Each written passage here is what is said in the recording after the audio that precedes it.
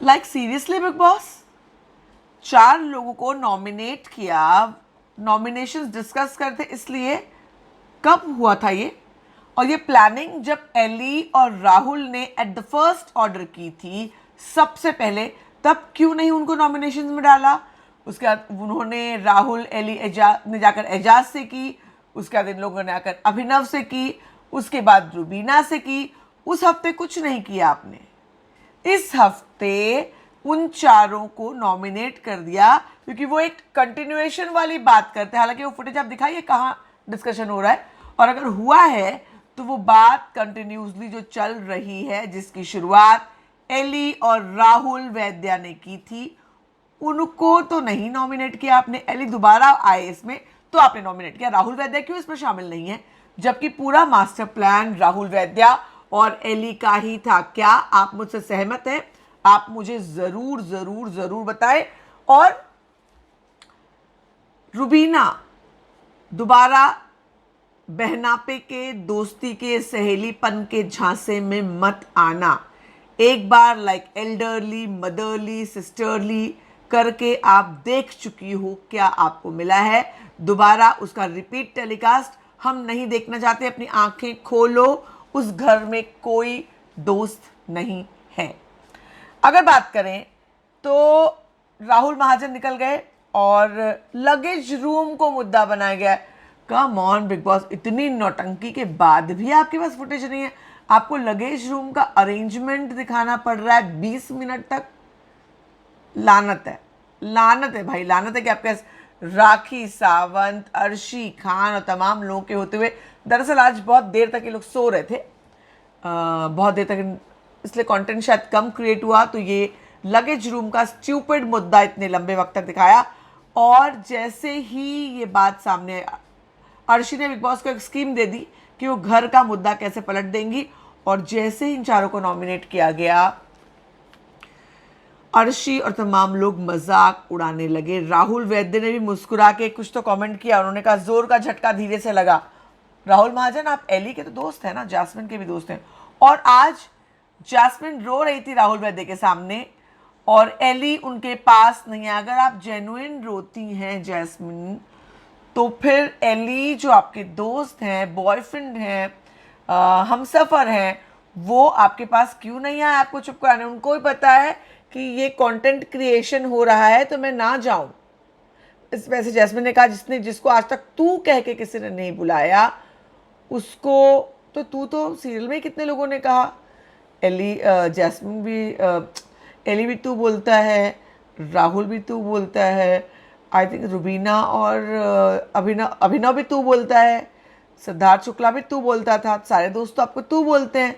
तो ये क्या मुद्दा हो कि जिसको किसी ने तू नहीं बोला उसको इतना गंद, यानी रोना है आपको? आज घड़ियाली आंसू या आंसुओं की टंकी अवार्ड मिल गया तो उसको साबित करना है।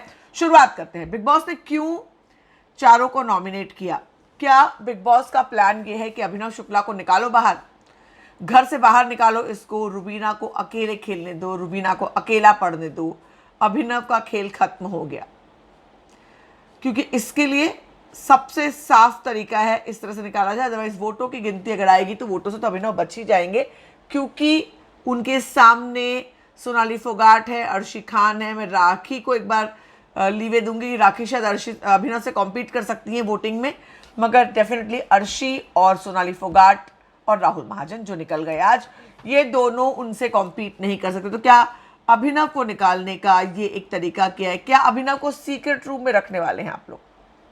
क्या ये प्लानिंग है आपकी? अगर ऐसी प्लानिंग है तो तरीका बहुत गलत था, क्योंकि राहुल वैद्या और एली गोनी जो जनक हैं इस पूरे नॉमिनेशन के, प्लानिंग प्लॉटिंग के, कांड के, उनको आपने छुआ तक नहीं, मगर आपने जो लोग एग्जीक्यूशन के एंड पार्ट में आए, शुरुआत इस डिस्कशन की हुई थी एजाज के साथ, उसके बाद अभिनव के साथ, लास्ट में रुबीना के साथ हुई, मगर रुबीना कैरिड अवे हो गई, रुबीना ने मानी ये बात, और अब इस मुद्दे को पकड़ के बिग बॉस अभिनव को घर से बाहर निकालना चाहते हैं, और इसीलिए वो कंटेंट दिखाया जा रहा है जहां रुबीना और अभिनव दोनों का डिस्कशन हुआ, रुबीना रोई। कहीं जानबूझकर बिग बॉस ने कोई अभिनव को बताया तो नहीं कि कन्फेशन रूम में बुला करके तुम रुबीना को समझाओ। कहानी गढ़ने के लिए कुछ भी हो सकता है भैया, बिग बॉस का घर है ये, यहाँ पर कंटेंट बॉस है, कंटेंट मालिक है। अभिनव और रुबीना का जो मुद्दा था, जिसके बारे में हमने काफ़ी डिस्कशन किया है, क्यों अभिनव ने रुबीना का वो मुद्दा उठाया। अभिनव जानते हैं रुबीना सेंसिटिव है।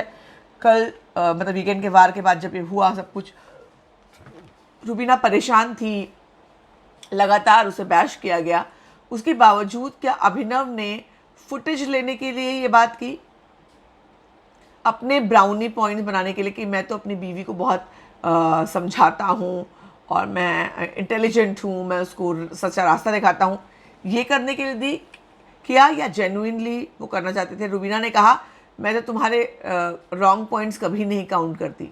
रुबीना ने ये बात कही, मगर अभिनव करते हैं। अभिनव लोगों के सामने उन्होंने ये सब कहा कि तू गलत दिख रही है, बाहर भी लाइफ है, तू उनके लेवल पे नहीं जा सकती, तो वो तेरा ट्रिगर, बातें कुछ भी गलत नहीं कही। अभिनव ने ये बात मैं पहले भी कह चुकी हूँ, कोई मुद्दा, आज इलेबरेट पूरा लंबा सीन दिखाया, कल हमको एडिटेड दिखाया गया था, अभिनव ने कोई भी गलत बात नहीं कही है। सिर्फ जिस वक्त आप समझा रहे हैं, ज्ञान दे रहे हैं, सामने वाला शख्स क्या उस मनस्थिति में है कि वो ज्ञान ले सके, क्या वो वक्त सही है जब आप ये कर रहे हैं। वैसे अर्शी ने आज ऐलान कर दिया कि मैं तकव्वुर तोड़ूंगी रुबीना का। क्या खा के अर्शी, क्या खा के तोड़ोगे आप में और रुबीना में बहुत फ़र्क है। रुबीना अगर आपके लेवल में बातें करने आ जाएंगी तो फिर आपके लिए मुश्किल होगी, लॉजिकल बात करेंगी, जो आप सबको बोलती है सब लोग डरते हैं। आपने लगेज रूम में भी वही मुद्दा उठाया, जब लगेज रूम में सामान रखने का हो रहा था तो रुबीना के पास 2 लॉकर्स हैं। इन लोगों ने लगेज रूम का मुद्दा इसलिए उठाया कि हालांकि मुद्दा उठाया शुरू में निकी ने कि राखी का सामान उठा करके अंदर रखने के लिए, जबकि निकी का खुद सा सामान फैला रहता है लगेज रूम के बाहर। उसके बक्से सूटकेस पड़े हुए हमने देखे हैं कितनी बार, उसके सूटकेस लगेज रूम के बाहर ही पड़े हुए हैं।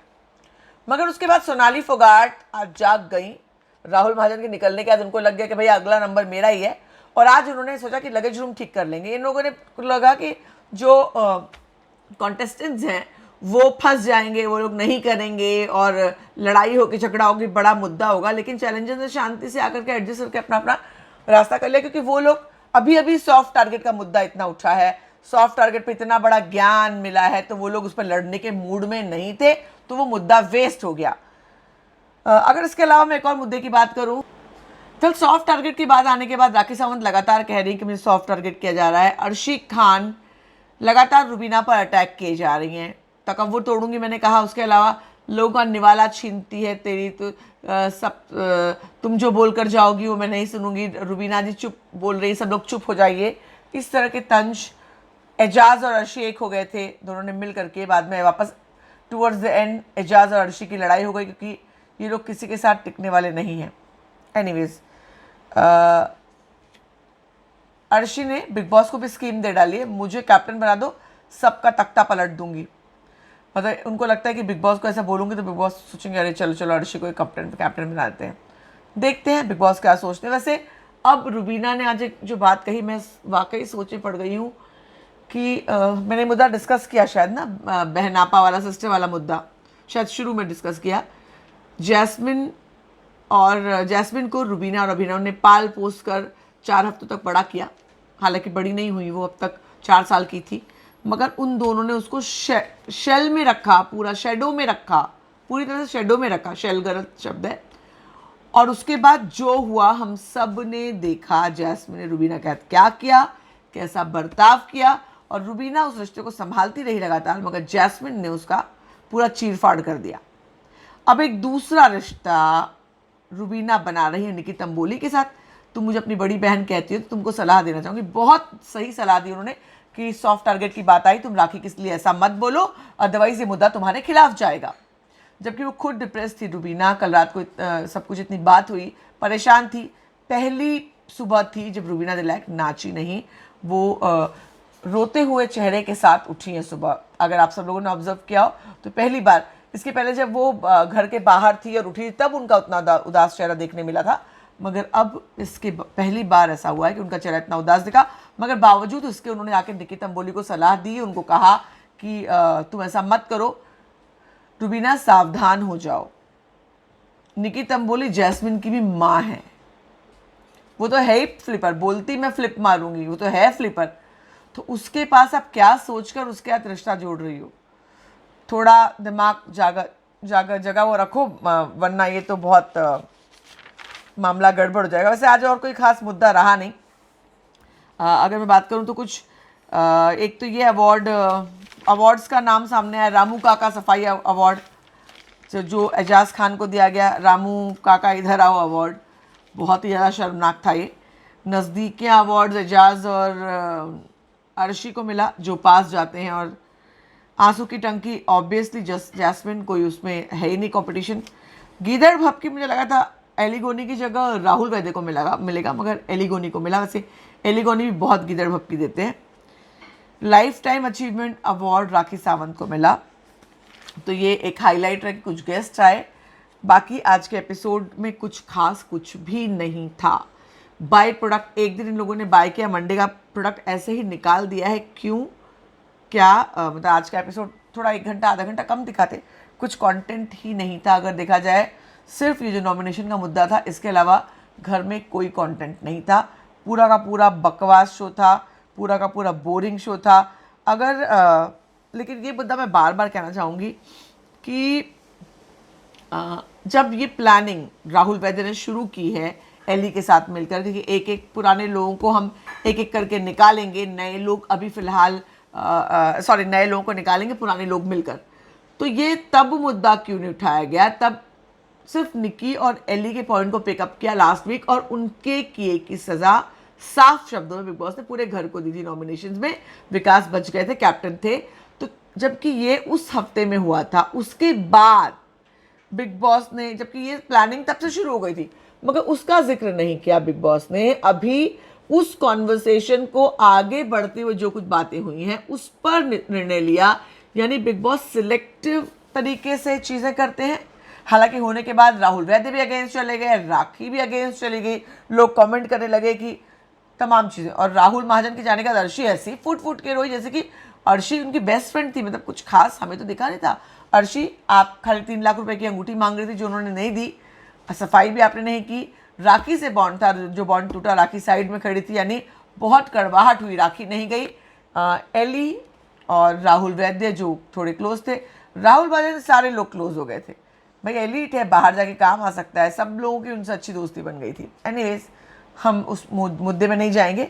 मगर वैसे राहुल महाजन बहुत जॉली इंसान है, बहुत जॉली मस्ती वाले इंसान है। ये अलग बात है कि शायद वो अपनी तबीयत के चलते घर में उतने एक्टिव नहीं थे, मगर हो सकता है उन्होंने बाकी लोगों को अपने से बांध कर रखा, और क्योंकि उनमें क्वालिटी है जो लोग उनको पसंद करते हैं। एनीवेज, तो आपको आज का एपिसोड कैसा लगा? मुझे महा बोरिंग लगा। ज़रूर बताएं, बने रहे हमारे साथ। लगातार नए और चटपटे वीडियोस देकर हाजिर होंगे।